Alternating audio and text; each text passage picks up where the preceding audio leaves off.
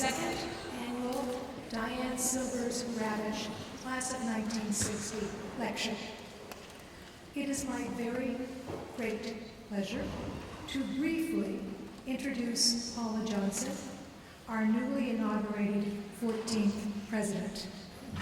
Paula will then give you a much fuller introduction to Diane and to the lecture. I'm Barbara Beatty. I'm the chair of the education department here at Wellesley. And I can't tell you what a pleasure it is. Diane has endowed this wonderful series, and we are really thrilled. We are fortunate to have so many internationally recognized reformers here with us tonight.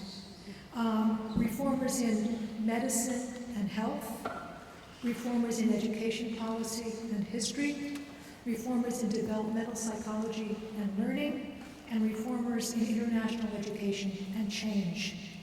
And we're here to hear from Pasi Sahlberg talk about education reform, international education reform. Dr. Paula A. Johnson, Paula, if I may, is a pioneer in the field of women's medicine. She's a cardiologist, and she founded and directed the Connors Center for Women's Health and Gender Biology, and was chief of the Division of Women's Health at Brigham Women's Hospital here in Boston. And she's also the Grace A. Young Family Professor of Medicine in the field of women's health at Harvard Medical School. Paula brings a deep commitment to women's health, lives, and education. She's also committed to schools. In fact, I know she's already met with our Wellesley school superintendent. Right away, she knew that was important. And she committed to schools because schools are fundamental to all of our health and well-being, and that of our society, as you'll be hearing more tonight. So Paula has been here for just a few months, and she's already energized our campus. You're going to hear why. She's already energized our campus and our thinking about education. So we are honored and excited to have Paula Johnson as our new president and here with us tonight. Thank you, Paula.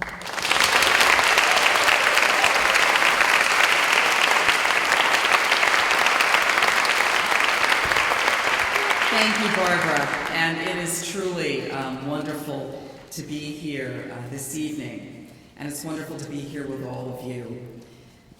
This is one of our most provocative and exciting new annual lecture series, the Diane Silvers Ravitch Class of 1960 lecture, which is now celebrating its second year.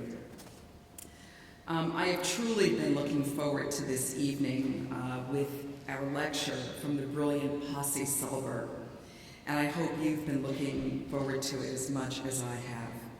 One of the great privileges of being president of Wellesley is that I am able to meet some of the greatest thinkers from around the world, the greatest thinkers who are right on our campus, and our students who are the greatest emerging thinkers. Pasi, we are truly honored to have you here tonight for what I know will be a lecture that will change the way we look at education. I also want you to help me welcome back and help me thank the amazing and formidable Diane Ravitch, who has made tonight possible. Diane, your vision in creating this lecture series, your renown as a scholar activist, and your role as education's rock star, public intellectual, all make you a role model for so many. And I know that you are just that for countless Wellesley women. Finally, I also want to welcome Howard Gardner, the John H. and Elizabeth H. Haas Professor of Cognition and Education at the Harvard Graduate School of Education, members of the Consortium for Excellence in Teacher Education, and of course, all of you, Let me just say a few additional words about Diane and the leadership and generosity that she has shown in endowing this lecture series and the Ravitch Fund for Public Education. On behalf of the college, please know how grateful we are, but also how very proud we are, Diane, to claim you as an alumna. One that has taken up the call to support Wellesley with equal parts passion, intelligence, and forward thinking. Diane is a research professor of education at New York University and was an assistant secretary of education under President George H.W. Bush and a member of the National Assessment Governing Board under President Bill Clinton. As many of you know, Diane's public service and advocacy has had a major effect on changing the course of American education. Diane is widely known for injecting her powerful ideas into discourse on public education, and in doing so has effected real change. Her ideas are heard, they are read and spread through her lectures, her many books, and her widely read blog. She is beloved and has the ear of international networks of scholars, policymakers, teacher leaders, classroom teachers, parents, and the public.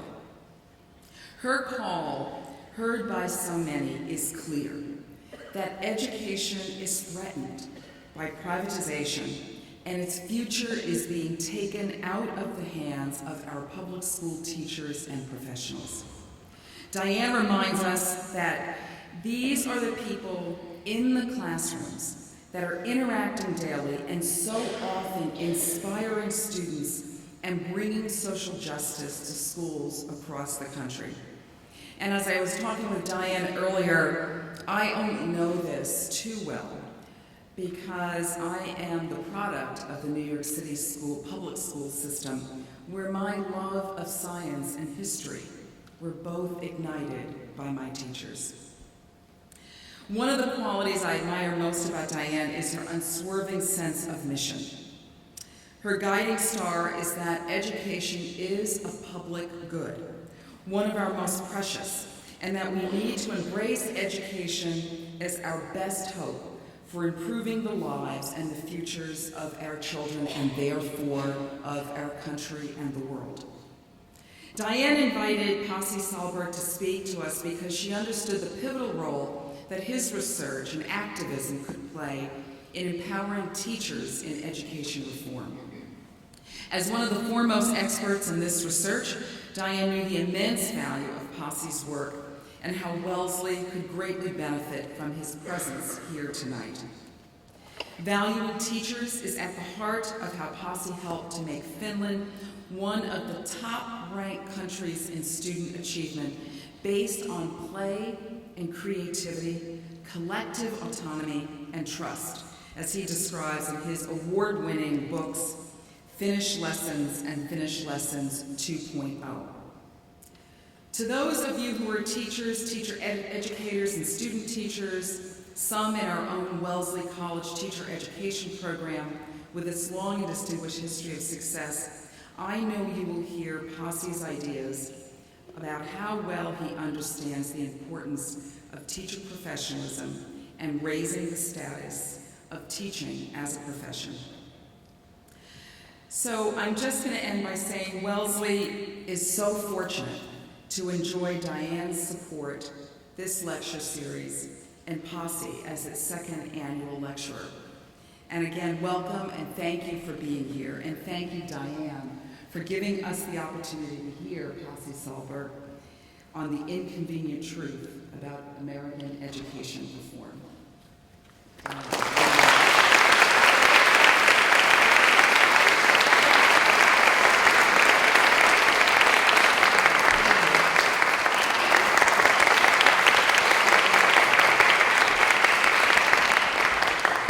Well, I'm going to confess that it always thrills me to return to Wellesley.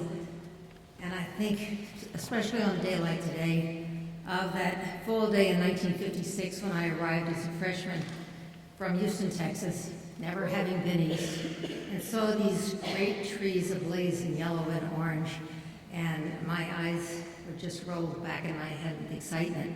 at the adventure ahead of me, and the adventure has never ended. I'm particularly gratified tonight to meet our new president, because I know that Wellesley is in good hands, and I can pass from this fold knowing that our college will be here for a very long time and will thrive. Thank you so much, Dr. Johnson.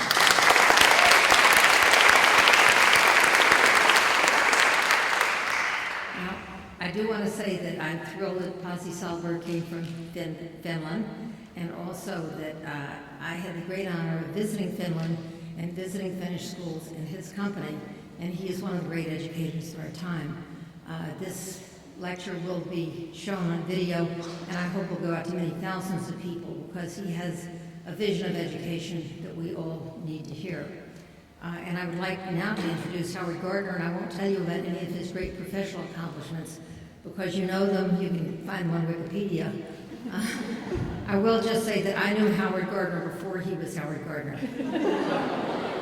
Which is to say that in 1983, we both published our first book, and I met him at the Boston Book Fair, and he said, "Hi, I'm Howard Gardner."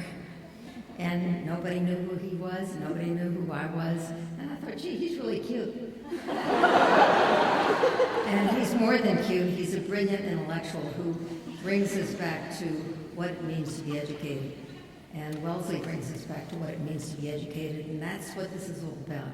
So thank you so much for being here tonight, and enjoy the evening. Thank you.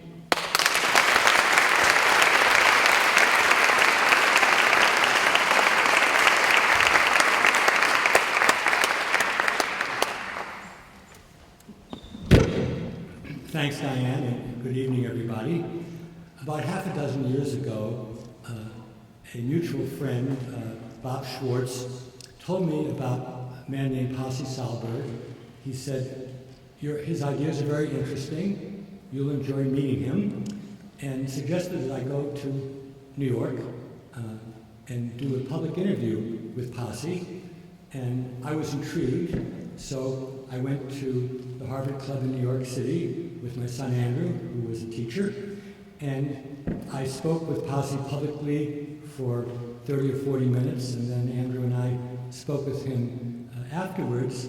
And, you know, I think everybody here goes to lots of talks, and we hear about lots of interesting people, and there are lots of interesting people in the world, but it was quite clear to us that this was different, that Pasi was saying things which people like us who thought we knew about education didn't know, and we felt were worth not only knowing, but spreading the word.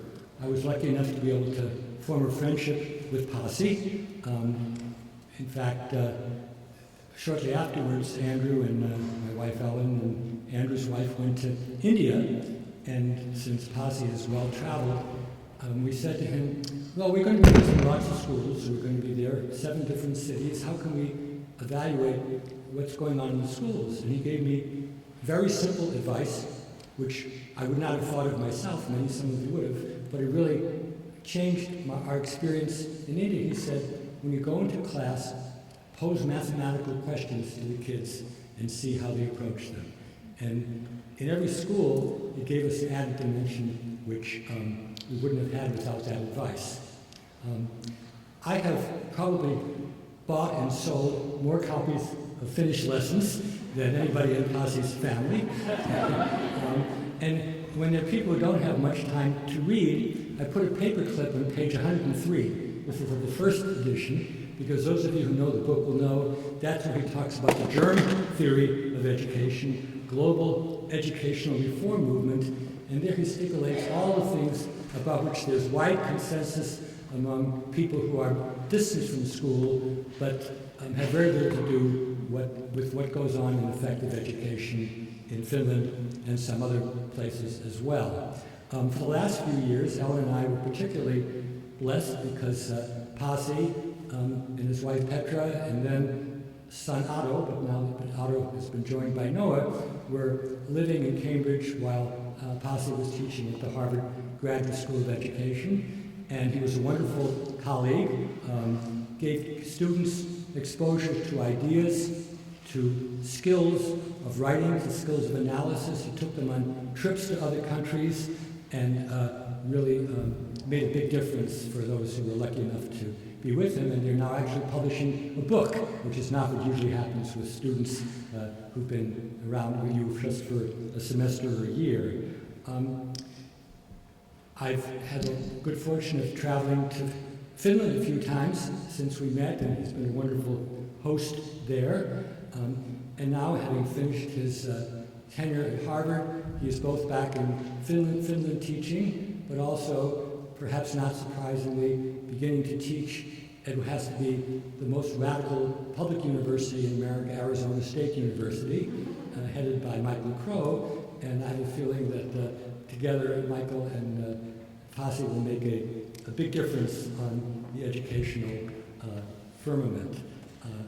As Paula Johnson said, Pasi is much honored. He won the Graumeier Award, he won the Lego Prize. These are really big deals in the world of education. He's worked with the World Bank, he's worked with OECD, he's lectured in more countries than I can name. And some people think that Finland made Pasi famous, and some people think that Finland made Bengt Holmström, who won the Nobel Prize in economics yesterday, famous. But I can say that in the world of education, it's Pasi Sahlberg who made Finland famous. And tonight, without further ado, and after several introductions, it's my pleasure to join you in the audience and to hear what Pasi has been thinking about.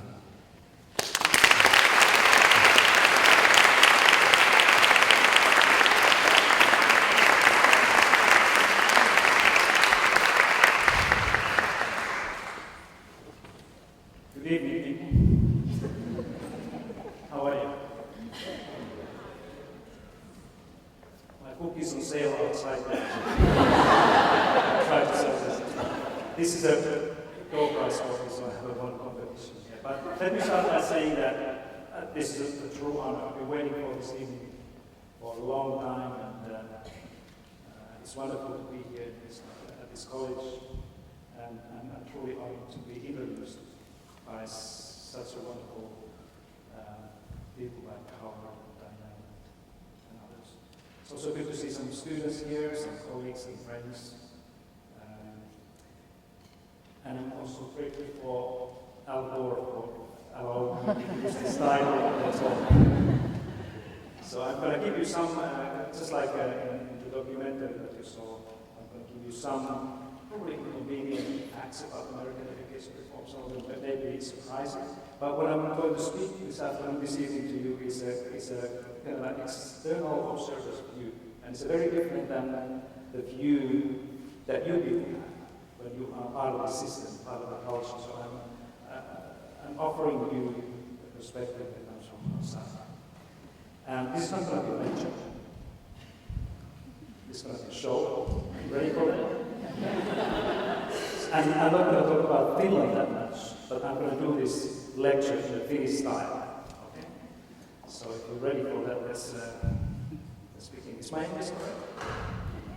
So I can, a little bit jet lag, so I can also turn into Finnish.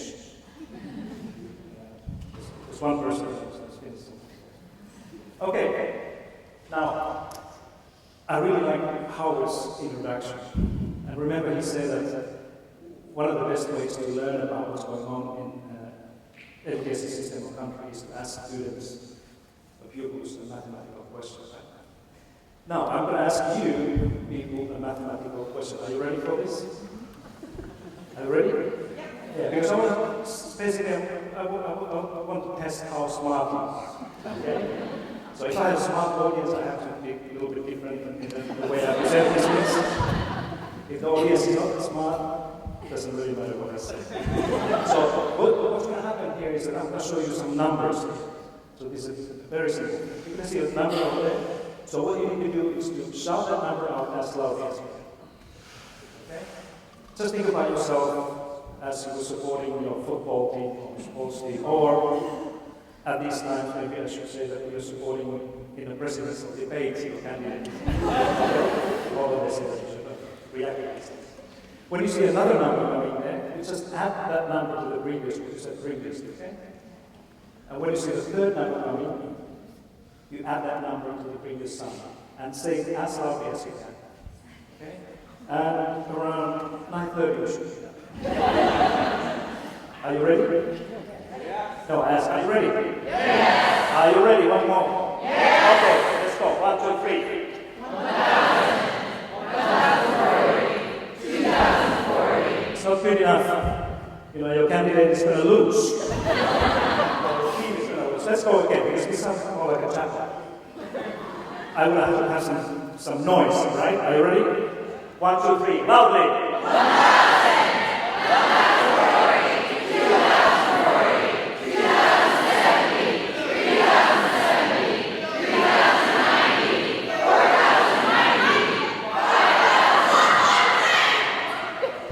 All right.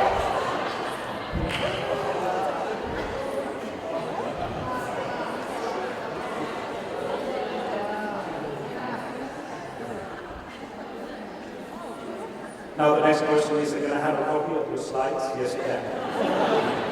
You're going to have your smartphone, just go ahead and do your math. But now, how many of you, if you said 5,000, raise your hand up. Look around, look around. Keep your hand up. Look around. If you said 4,100, raise your hand. 60. We're in primary school teachers. But now, so what happened here? Why distinguished professors stay in the 4th grade arithmetics? No, this is a serious question.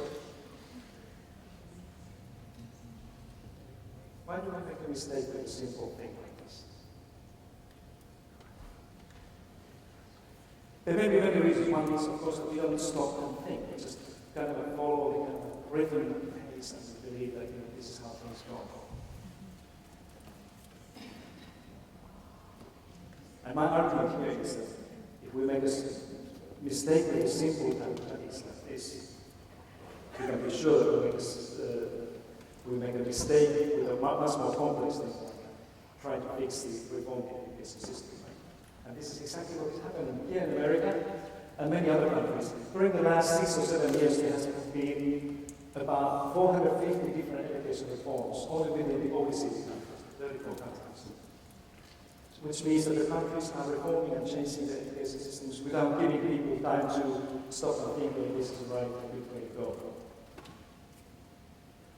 And that's why we make mistakes. So, have you done your math? Can I move on? Yeah. Think about it. Take this with you when you leave. Now, let me start by telling you a true story. And this is something that really happened, so I didn't make this up except 1 or 2 details about the story. This happened about 16 months ago, last year. Howard told us I spent almost 3 years at Harvard, teaching at Harvard, but I'm fine now. And once I got an invitation to give a talk in upstate New York.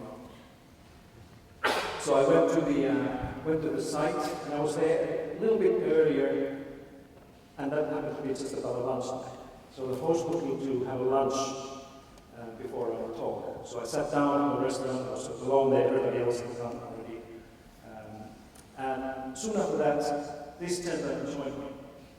Okay, so we were sitting at the regular restaurant. Okay, so we sat down and started to talk, and I introduced myself. I said, my name is Pasi. I'm from Finland, but now I work at teach at Harvard Med School. And then he introduced himself to me. He said, my name is George period. And I said, so what do you do, George?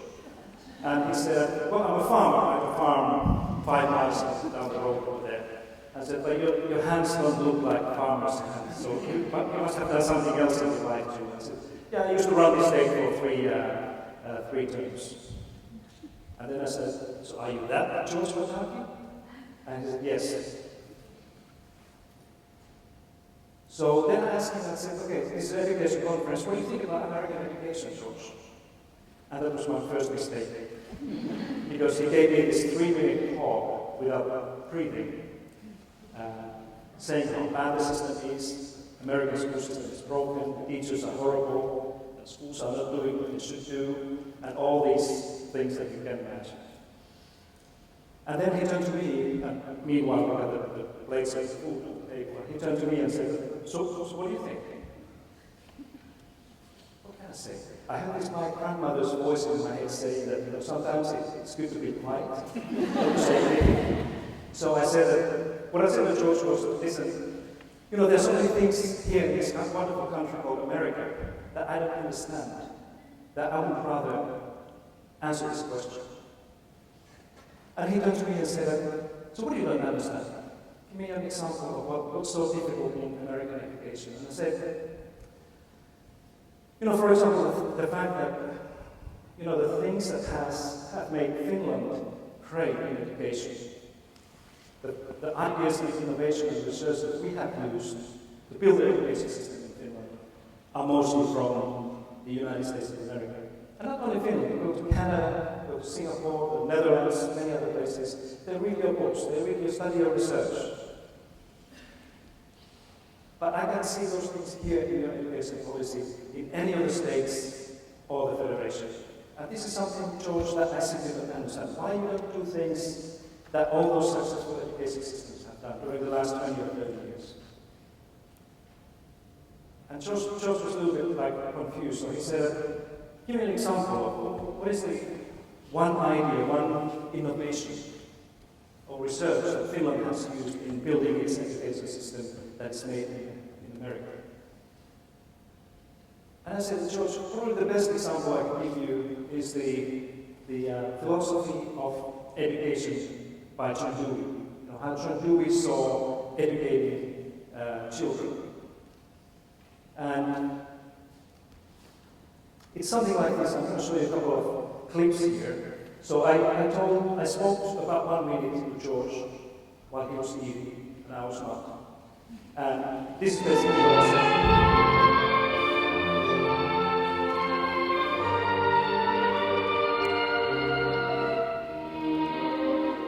But reassuring is the man more responsible than anyone else for the school's new teaching tactics. America's #1 educator and philosopher, John Dewey. The world is moving at a tremendous rate. No one knows where.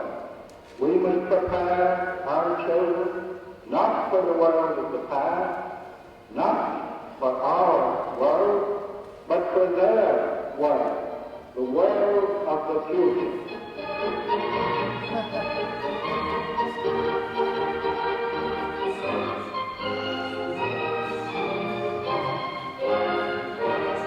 Today, an overwhelming majority of U.S. educators are convinced through happy, impressive results that these new teaching methods are best equipping today's youngster for today's world.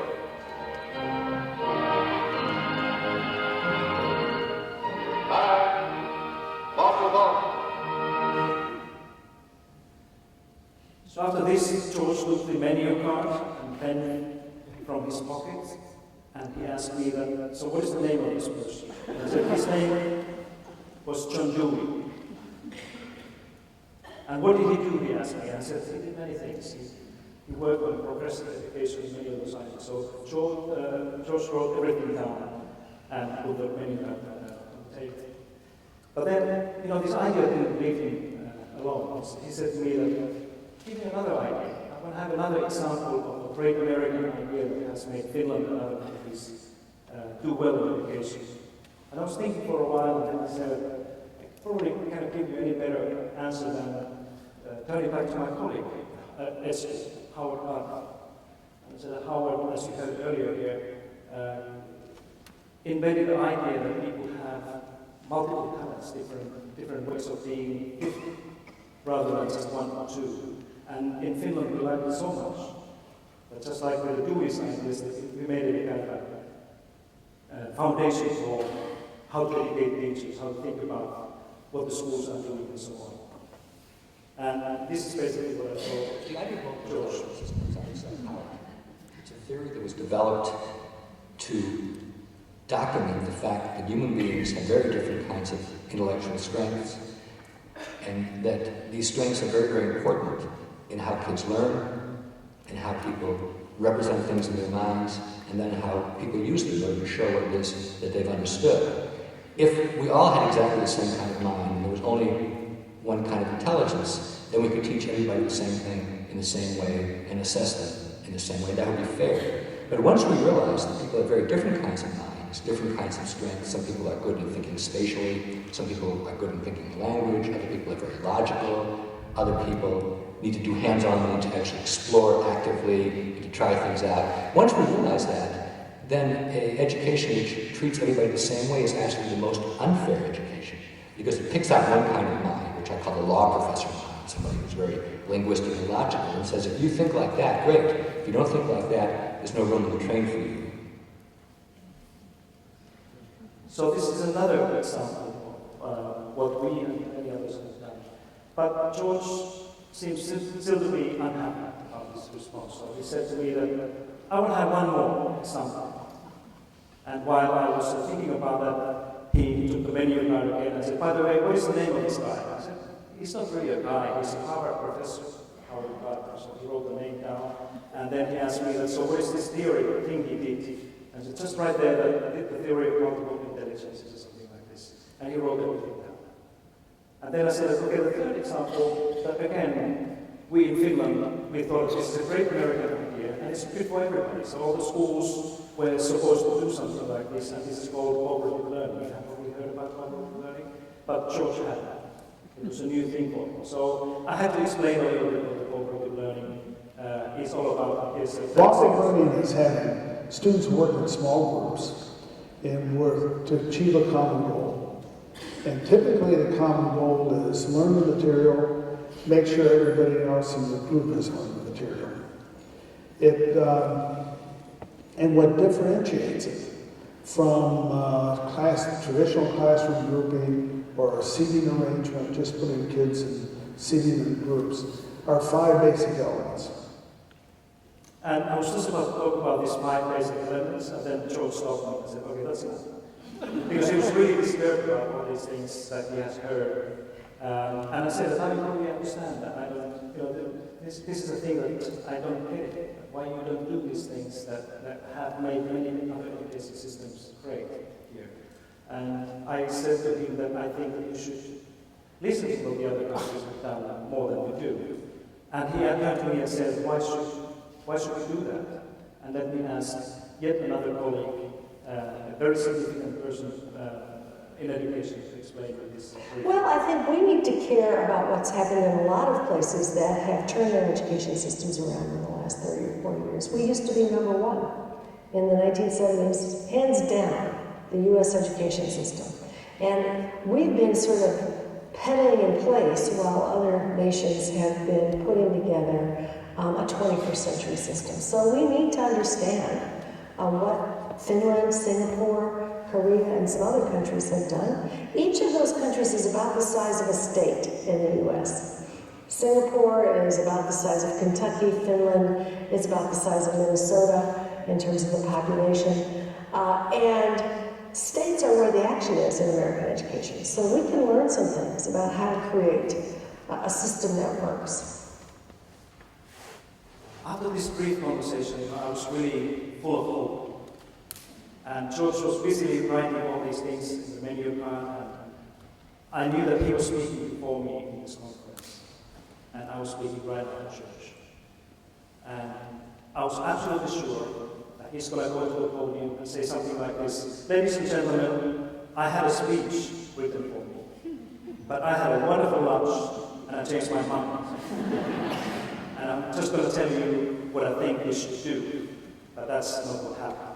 George went to the podium, and he said to me exactly what he said to, he said to the audience exactly what he said to me before the lunch. And I was baffled. But, so did George leave the arena. So he's not in the game anymore. I don't know if the things would be any better if he was one of those candidates.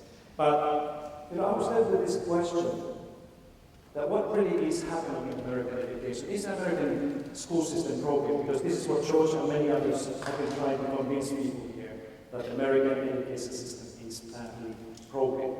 It has to be replaced, not only fixed or improved, it has to be replaced by charter schools or different types of solutions rather than try to improve. Let me ask you this, I want to hear from you a little bit. What do you think? Do you think that the school system, education system is broken or not?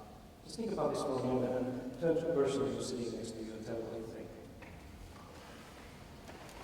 First person who will give me the answer, right or wrong, will get the book.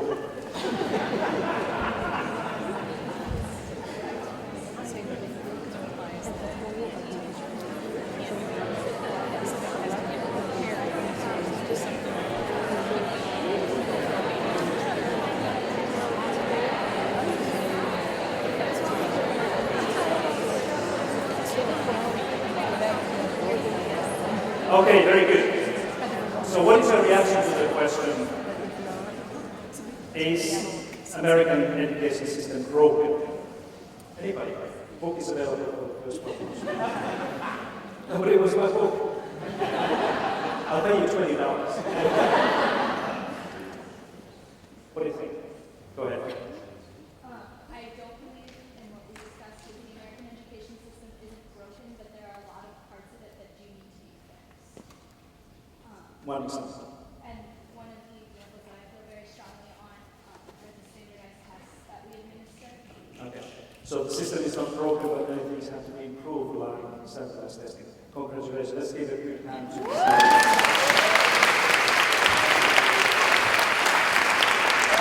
Okay, let me show you another opinion here. And of course, this room is full of opinions. It would be nice to, interesting to hear what you think.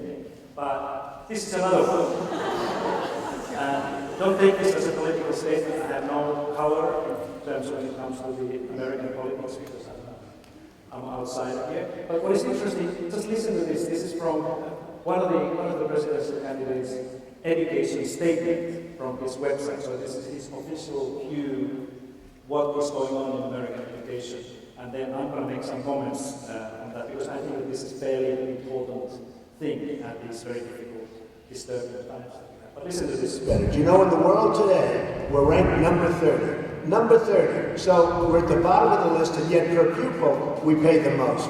You look at other countries, Denmark, Sweden, China, Norway. These are countries that are right at the top, and they spend much less money than us. So we're going local, it's going to be great, and we're going to spend less money, and we're going to move up that list very, very rapidly. Several things. You heard that American education system is right at the bottom, and the best education systems are Sweden, Norway, Denmark, and China. Okay? Let's take a look at that in a moment. But he also said that these countries, these good countries, high-performing countries, are spending much less money than America, right?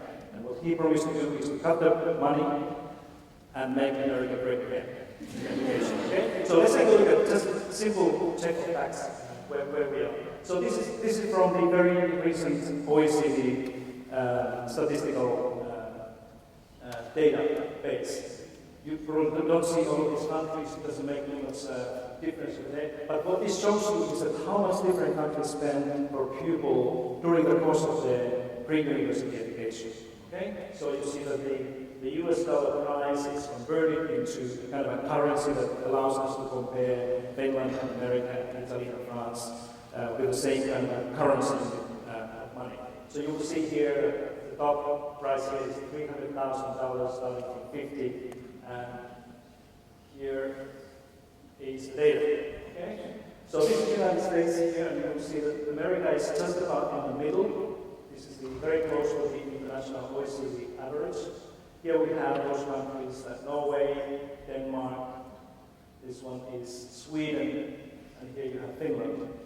So it's not really true what people say that the American education system is expensive. If you take everything, the higher education looks different, but the school education, K-12 education, is a different thing. So there's no room for argument that America is spending much more than those countries that we mentioned. Now, if you don't believe this, I'm going to give you another one. This is another way to look at this, and now we are looking at how much, what proportion of the wealth different countries spend for education. Again, here we look at the primary and higher education, so this includes everything, all the education, but not primary. So this is not money from private people's pockets, only the public spending here, okay? So this is how it is, okay? And here you see the United States is here. America is actually spending relatively little of the public wealth that we have in this country on primary to tertiary education. Here you see Norway, Denmark, and Sweden, and this is European Union, the United States and European Union. So this shows you how America is spending actually less money on education than many of the others. So Trump is wrong with this one. So the first one is there.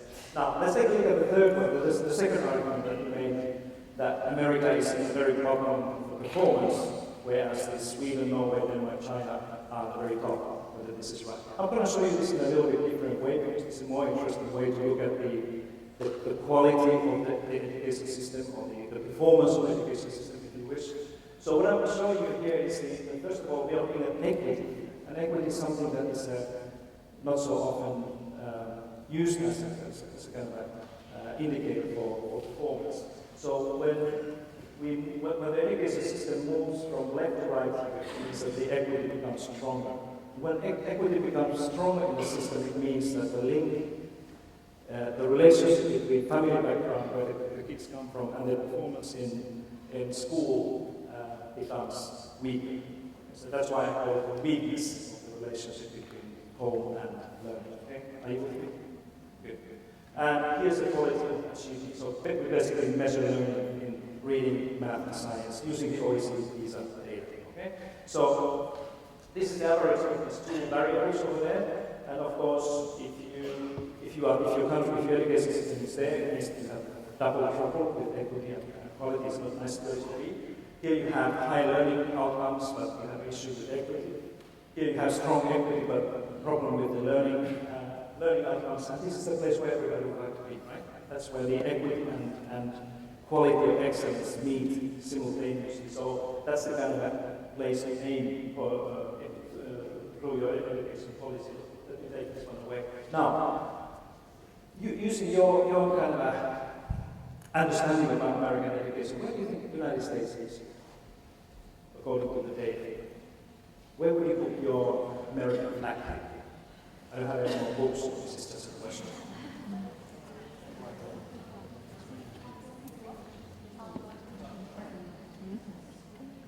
Somewhere here? Okay. Any other ideas? More left, somewhere here. Somewhere here. Okay. Now, I'm going to show you this, and this is not my idea, this is from the international database. This is where the United States is. Raise your hand if you're surprised a little bit. Most people are, because that's not what you hear from media and from people like politicians here. So America is very close to the average of these two. It's not great, but it's not bad either. Okay? So let's take a look at these other countries that you mentioned: Sweden, Norway, Denmark, and China. Actually, China is not there. Nobody has ever measured the educational performance in China. We only know Hong Kong and Shanghai, but that's not China. So that's Trump should not talk about China in education, because we know it is. But that's where Sweden is, Norway, Denmark. Take a look at this. Almost at the same level where the United States and America is. Okay? But then comes Canada. You have any Canadians except Andy here? Any Canadians in the room? Anybody who would like to move to Canada? Everybody?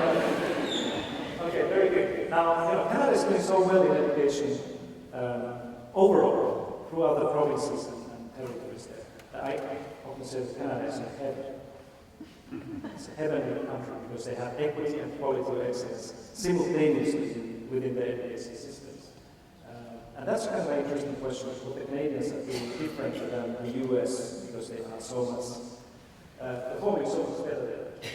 These are the other countries in heaven: South Korea, Japan, and Estonia. Okay? And then we have all the other OECD countries, 34 altogether. And now if you take a look at this, you immediately see that there's an interesting correlation, right? Between these two variables, equity and quality. But these blacks are all over this here. There are many countries that are doing much worse than the United States. All of these education systems here are doing worse than America.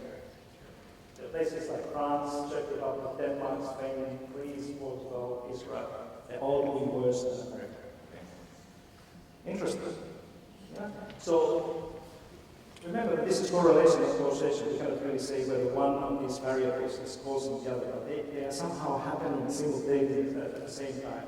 And it's almost like these countries are on the stay away. Remember this song?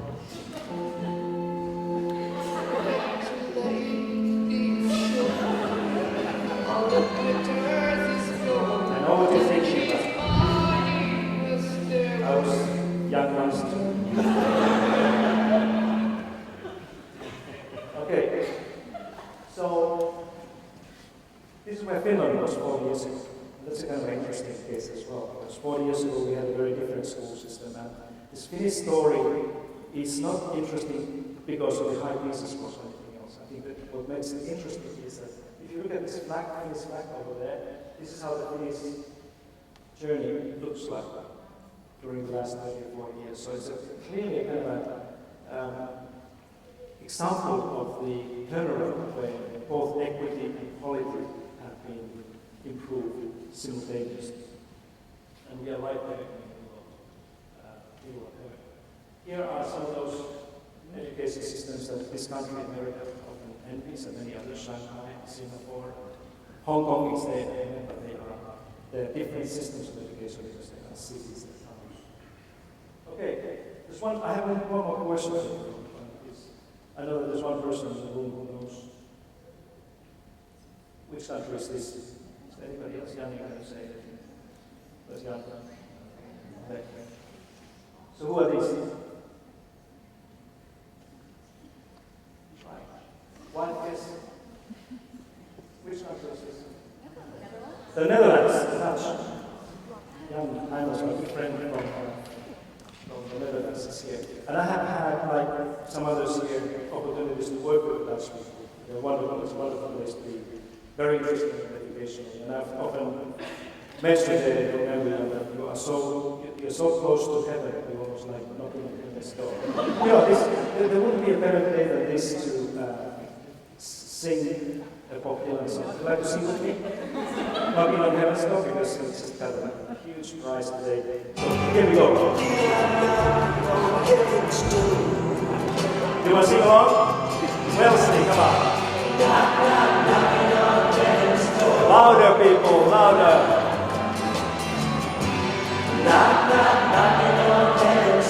Now raise your hand. Raise your hand. Sing with me. Take your mobile phone. Raise both of your hands. Wonderful. Beautiful. If I was one of the presidential candidates, I would say that I love you people. I love you Wellesley. You can guess who. Okay, now since we are in Massachusetts now, I'm going to show you also where this state is, because I often hear people saying that, yeah, Massachusetts is one of the highest performing systems within the United States, and Massachusetts is like Finland. I said, what do you mean by that? It's like Finland. It's not really, the only way that Massachusetts looks like Finland is that the students' test scores in this international study look similar. But otherwise, this is where Massachusetts is. And you will see that there's a huge equity challenge and issue here in the state. And according to this criteria, Massachusetts, this state would not be in heaven, would be not one of those high-performing systems because of the problem challenge with equity. And you know this much better than I do, where the equity problem comes from. So for anybody who's running the state of districts here, I think the challenge is much more about equity, how to move Massachusetts this way, make it more equitable.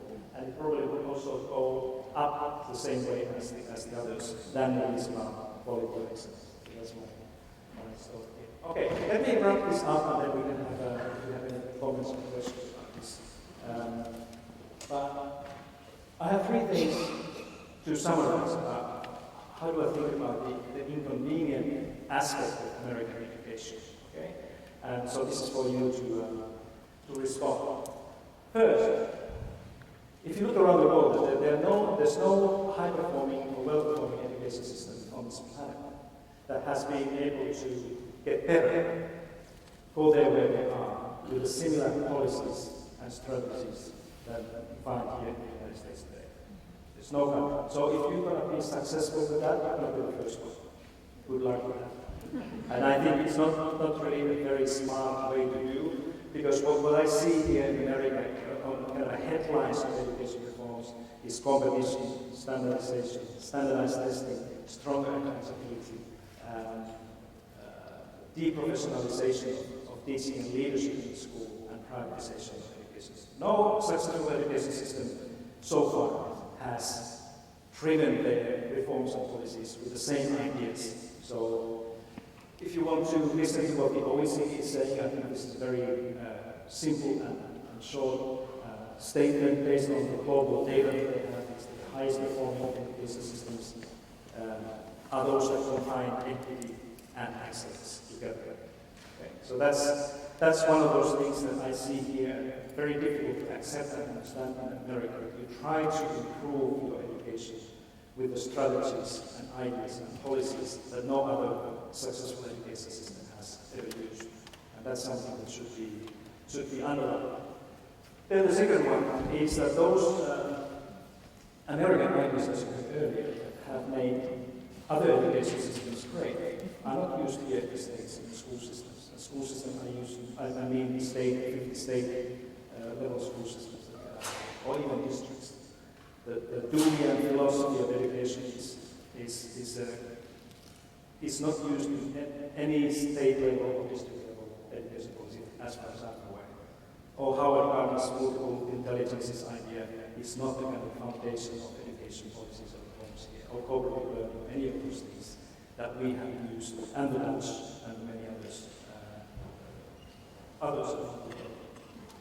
So the interesting question is, why is this? And you can help me to understand. Many people ask me that why America is not doing what the successful systems, like many of the Canadian provinces, are doing. Why are you not doing that? What would you say?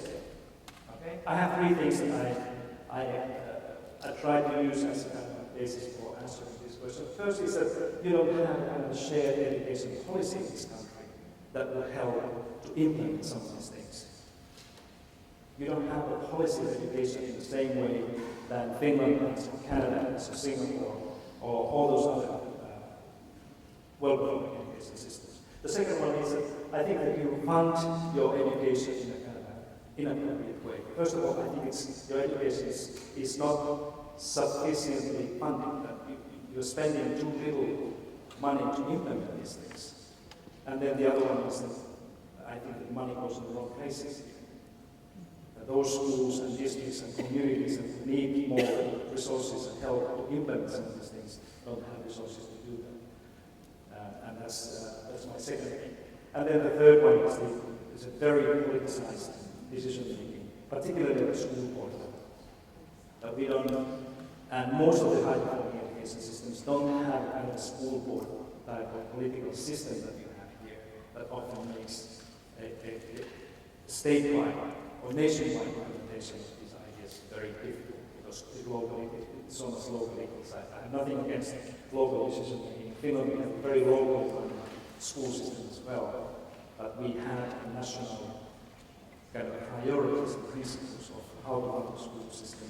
That is not the case here. I don't know what you think about these things, but I'm using these things often in answering these questions. And then the third one is that I think that the American public school system is not broken. That's my answer. But it's operating and functioning in a very, very extremely unequal environment. And if this is true, then of course it's very difficult to run an equitable or equal education system that is surrounded by very unequal society. Let me show you some data just to make my point more clear here. So this is one way to look at it. I'm showing you how the income inequality, in other words, the wealth distribution in different countries is related to learning outcomes. Okay? So in other words, the question is the relationship between how the wealth is divided among people in the society and how the kids are learning this. Now, where is the United States? Where would you put your own country again? The inequality increases when you move from left to right, and the learning outcomes get better when you go up. So more unequal countries are here, more equal states are over there. So this way America is. And let me show you how we are different, how the United States and Finland are very, very different countries in this respect, because that's where we are. And that's, people often tell me that Finland is only 5 to 6 million people, that you're going to compare 5 million people to 320 million people. I think, of course, that's a different thing, but there are differences that are much more important, and it's about the social politics and how the wealth is divided. And here are the other OECD countries. You will see, interestingly, that there seems to be a relationship, a negative correlation in this case, between income inequality and student achievement across the wealthiest part of the world, the OECD countries. Now, this is another one, and I think this is a kind of appropriate statement to be made here at Wellesley College. You can also ask how the political empowerment of women and quality of motherhood, in other words, how the mothers are treated in different countries, correlate. Is there any connection between these two things? When women have voice in decision-making in politics, does it make any impact? Does it have any impact in how good countries or societies are for families, children, mothers, and those things? Okay, so what you see here is this is the percentage of women in parliament. This starts from, you can probably see 15, 20, all the way to 45%. So all the countries in the world, they go into this kind of scale. Here you see the mother index rank, and this is something that the Save the Children organization does every year around Mother's Day. And so they release this comparison ranking of countries depending on how good places they have to be mother. It's about childcare, education, mother's education, their parental leaves and so on, different things together. And there you see the rank from 35 to number 1. So the best country to be mother is over here. And again, where do you think America is? Right down there. You're not the worst, but you're second next to the worst country in the rich part of the world. And this is where Finland is. And that's again, it's a very different thing in terms of education. South Korea and all the other OECD countries, and you will see extremely high correlation between how much women have voice in politics and how good places these societies have to be in motherhood and children. Okay? So what I'm trying to say here is that now when you are approaching the election, if you have a choice to vote for a woman, that's a pretty good idea to do.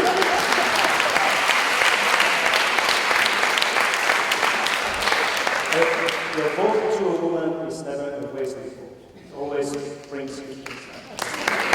Now, in a day like this, people often ask me also, do I have any hope?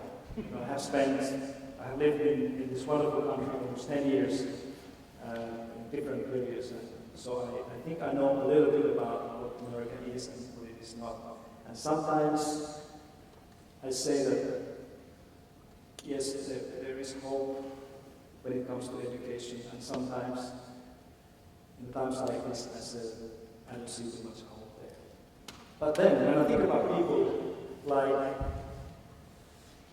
Winston Churchill, I think he said very nicely that you can always count on Americans to do the right thing after they have tried everything else.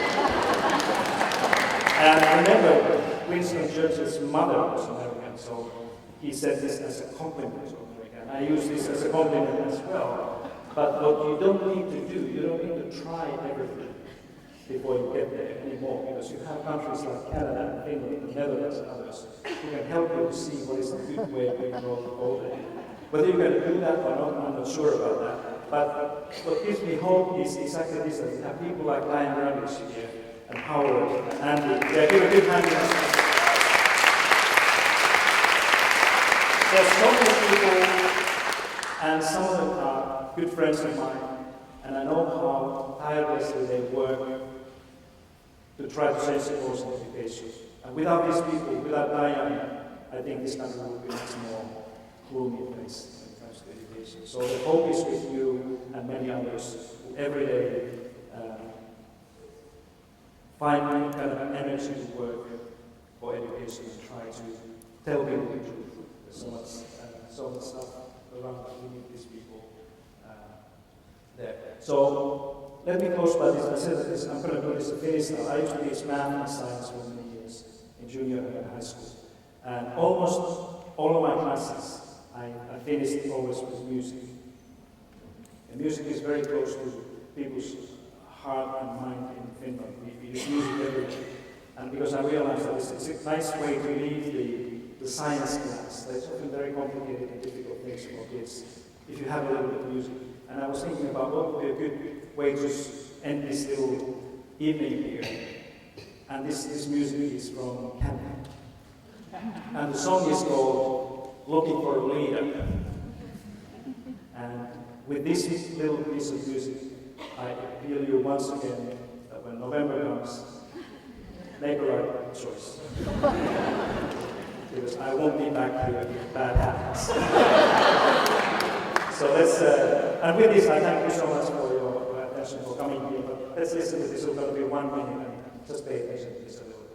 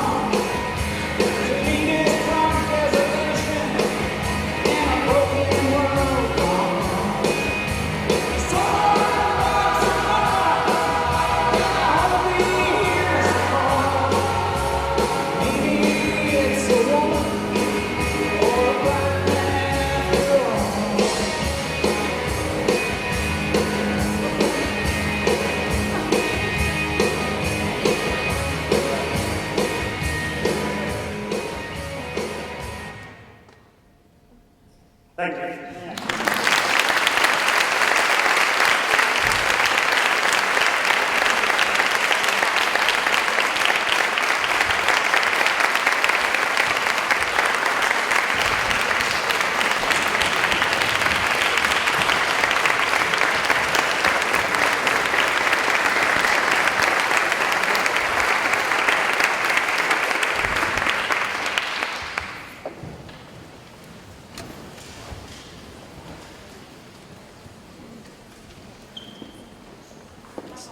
Yes, anybody would like to make a comment or ask a question?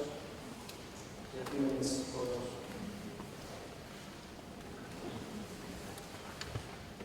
Yeah, microphones.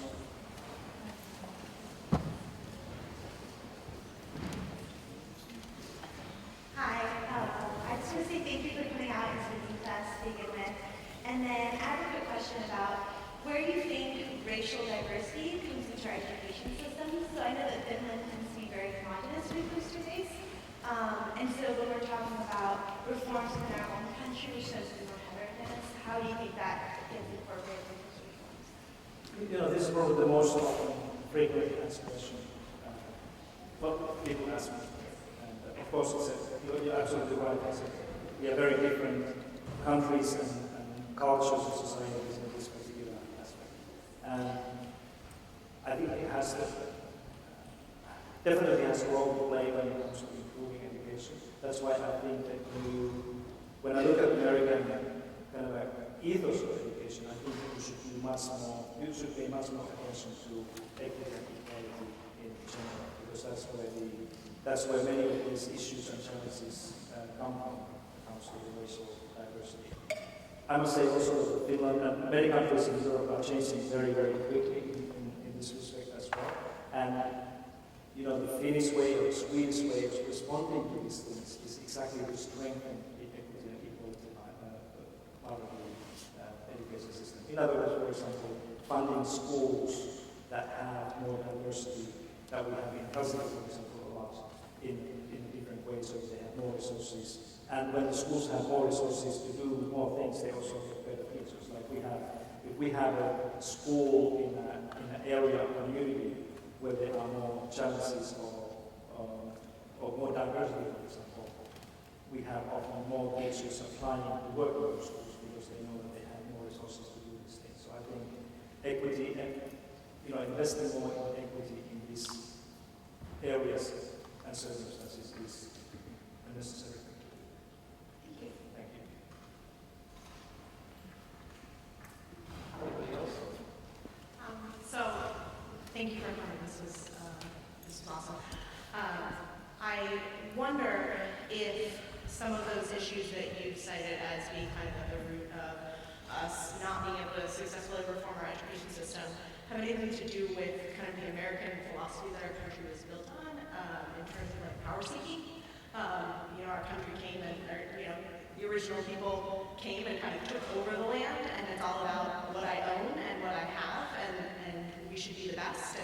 And I wonder how much that differs from country to country, and if there's any correlation between the countries that are working more successfully towards equity and are more successful in reforming their schools and their perception of power and its importance. That's a great question.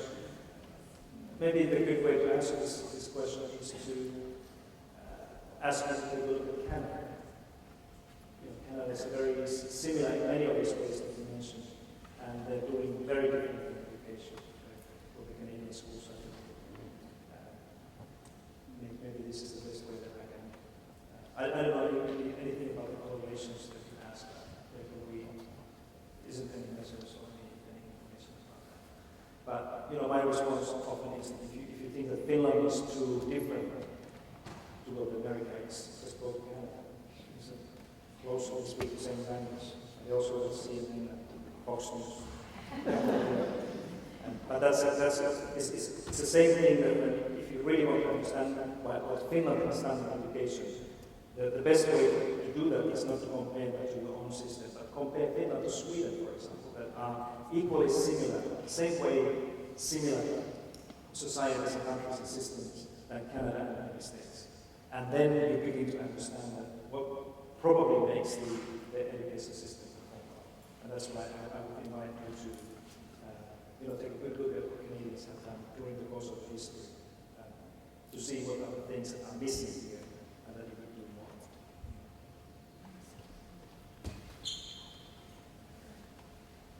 So some of the things that you've talked about that help with the education system, they are interrelated. So for example, having well-trained teachers is very helpful to then get teachers' autonomy and to have good resources to get better teachers. Do you have any thoughts about starting where the U.S. is now? Where would be quick wins, or where do you think that would be a good place to start and then pile on additional things? Are you thinking about teachers particularly specifically? That was just one example. Like, if you think of education reform in general, where do you think people should start with their efforts? Yeah, I think it's what Sandy was saying, that I wouldn't start right now. I would go somewhere else. But this is another question that I often hear here in the United States, and I try to find things that anybody can do without asking any more money or any license to do anything differently. I know that standardized testing is something that I often say that is a kind of a root of many of the problems and issues that you have here. But at the same time, those are some of those things that are required to do. So this is more kind of an appeal for state legislators, people who are responsible for the policies that you can do. I think that you could do with much less testing.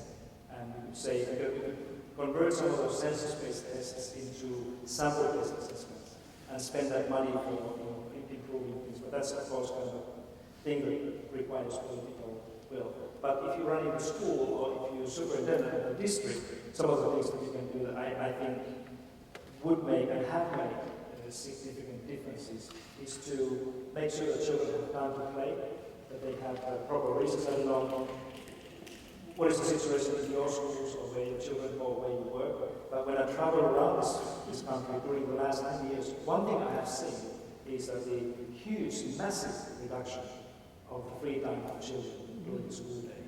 And this is something that many people, also, let me put it this way, some people who have visited Finland have taken it with them when they see that we give from every 60 minutes in my country, 15 minutes we call the children. By law, it's the children's right to have 15 minutes for themselves. Remember this Google experiment where they say that they give 20% of the working time for people just to hang around? The Google actually copied it from the Finnish education system because we give 25% of the time for teachers and kids to do whatever they want to do. And this is something that you can try. Brian is looking at some of the schools in Vermont where they are kind of testing this idea. There are 3 school districts in Texas where they are trying to do this based on what they saw in Finland, simply by rescheduling the school day in different ways so the children have time to play and go outside and teachers can collaborate during the recess time. And it will change, according to these teachers, it will change everything. It doesn't cost a single time for you to do those things. So there are some things that you can do without chasing anything else, but just thinking things differently that may have unexpected consequences. As I think that is having more time to play and collaborate with teachers would have if you do it properly. Thank you. Thanks.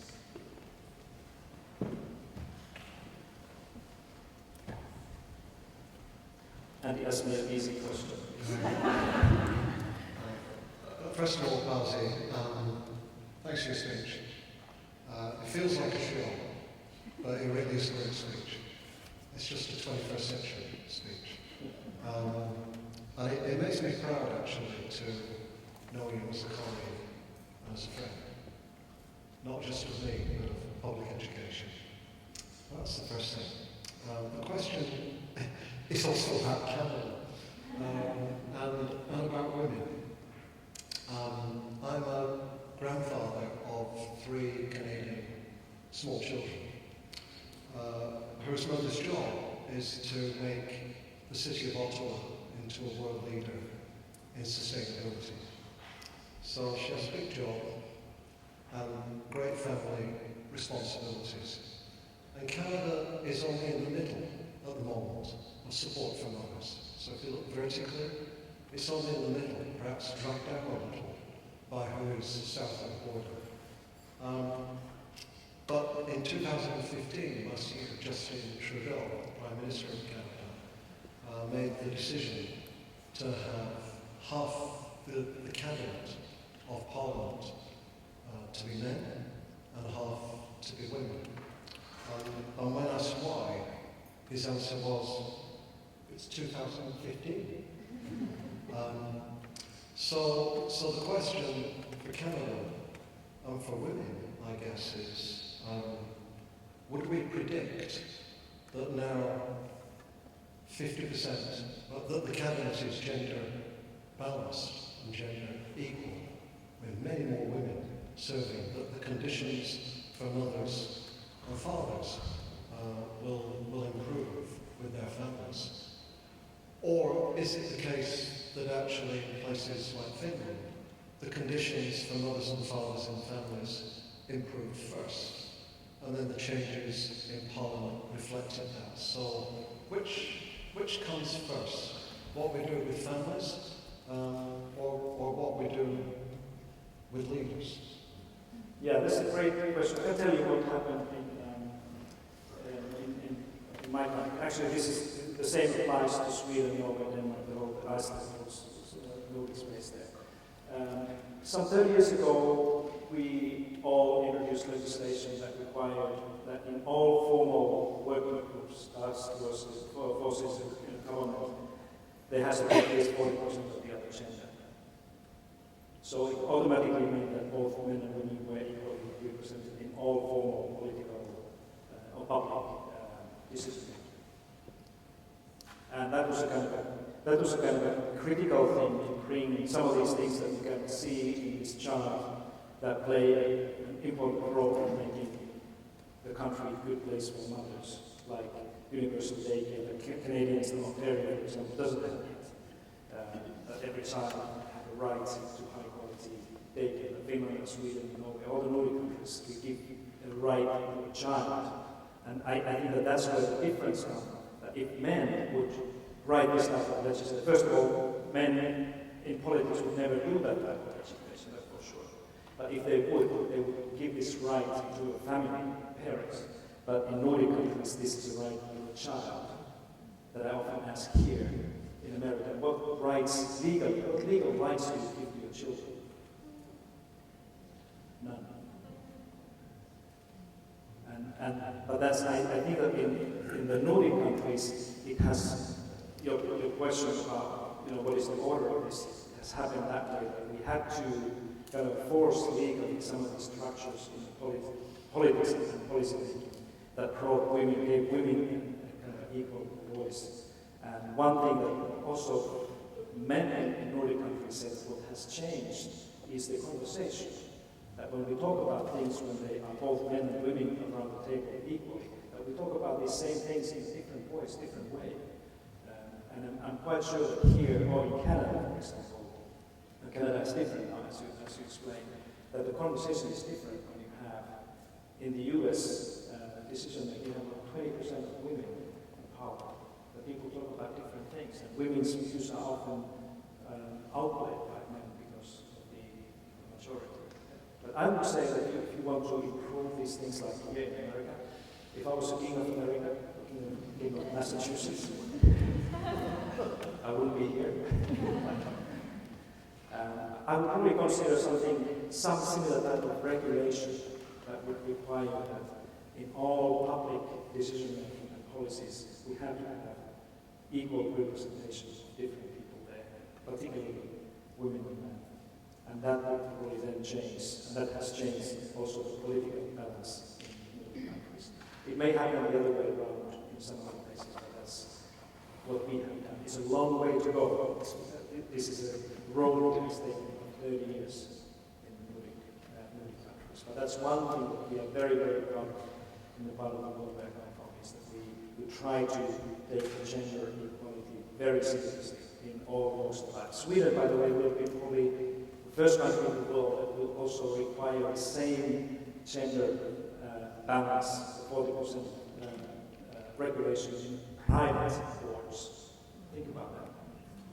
When the private companies and private boards also have at least 40%, in this case, at least 40% women, that will change hugely how the private corporations work. And Diane has been writing about the billionaire voice kind of logic in the way they distribute money, private money here in the United States. And I had asked her how would the millionaire moms board look like. The conversation there, like if you had only women thinking about what to do with the money, the private money. I think that it would go to very different purposes than the millionaire voice money today. Are you happy with this? Or? Yeah, go ahead. Thank you, Pasi. Thank you. I'd like to ask a question about class size. I believe I'm correct in thinking that class size in the U.S. has gone down in the past several decades, pretty steadily. May have leveled off now. But in any case, if you had shown us international comparisons about class size, I believe some of the highly achieving nations have very high class size. And if you were to think about class size in terms of what you're working on here, what would you say? Well, the class size, of course, in the Asian education systems, like if you go to Singapore or China, South Korea, you can see much more children in class than here. In my country, we have probably about 16 to 18 students in class. It's an average, of course, depending on the school where you go. But from the research, we know, everybody who is familiar with the research, we know that the class size doesn't really make much difference whether you have one or two kids, less or more, either criteria is the learning outcomes. The kind of type of teaching and learning that we are now insisting, like in Finland, that is much more about the kind of personalized, less standardized teaching where we try to help everybody, all the children, figure out what their talent is and what they want to do. That requires less children in a classroom, or it requires two teachers in a class. And I don't understand why we couldn't do that. I think we can have 25 kids, but have two teachers there in a classroom. And this is something that you often see in our schools, that there are more than one adult in the classroom. Of course, it's much more expensive to do, but I think that the class size is becoming more and more critical thing when we are asking teachers to do more and more complex stuff in the classes. That's what I say. Thanks for the question. You mentioned the fact that the United States does not have a national policy, education policy. I'd like to know what your opinion is of Common Core. Is there any other questions? I think it's a complicated thing. Common Core for me is not a policy. It's an idea that is. I haven't seen. Let me say it this way. I haven't seen very many other things that have been more controversial than Common Core in any other education system, and that's why, for me, it's not a policy. It's not something that I would understand as a policy. For me, education policy is something that we do together and agree together and start implementing together. So there's an understanding that Common Core, the main idea of the Common Core for me is fun, because it's exactly what we do. That we need to have a common framework for all the schools that they use for designing and planning their own curriculum. But here, I have so many questions about the Common Core. Whose idea, whose interest is it? And who's behind it? Who's funding these types of things? And nothing like this would ever happen in Finland. That the private money is behind such a significant change in the Common Core. Then the key question, of course, with the Common Core is it doesn't matter how good or bad idea it is if you don't have money to implement it properly. Train teachers and give money to schools so they can really work on those things. These changes. It's almost like this 4100 in the beginning, just to do these things and then in the end nothing happens. But for me, Common Core it's not a policy. It's one of those piecemeal elements of trying to change education, and that's exactly. It's probably more a problem than it is in the end a solution. Education policy looks very different. If you want to look at how the good education policies look like, go to Ontario or Alberta, you can read their papers and strategies, and it's a very different way to think about improving and developing education than it is here. Unless you understand Finnish, you can read Finnish. Okay, let's take one more. I think we are close to one more. Hi. I've been a teacher in Boston for the last 5 years, and I'd just like to quickly answer that question about class size. I can't speak for the suburbs, but certainly in the inner city it's increased significantly over the past 5 years. I have 25 students in a class with just one teacher in 4th grade. And my question to you is, as a teacher, what is your advice for how we can best advocate for education policy? Because I find that sometimes the best teachers leave the classroom and end up going to the more political sphere, which is great because we need more voices in that area, but we also still need quality teachers in the classroom, so how can we do both? So how you can advocate your views? Yeah. How would you do that, Brian? Well, one of the best experiences I had, I really like my time at Howard and others, but one of the best experiences that we had together was to teach young educators, many teachers, how to advocate the ideas powerful. How you write in public space, whether it's a blog or Boston blog or something like this, about the things that are important to you. And I think that those are probably and social media, those are probably more powerful things to influence their own work than trying to talk to people or use the kind of conventional political channels. Have you written any op-eds? You should try once. Because and Diane, I think Diane is a good example of that type of activism where you blog actively and share what others are doing. I think young teachers should do much more that type of work than we do right now. Because that is something that will change things more rapidly than trying to use going to a meeting and speech there. So write an op-ed about these things, make your point clearly, and send it to the Boston Globe. Get it published. Change the world. Okay, thank you so much.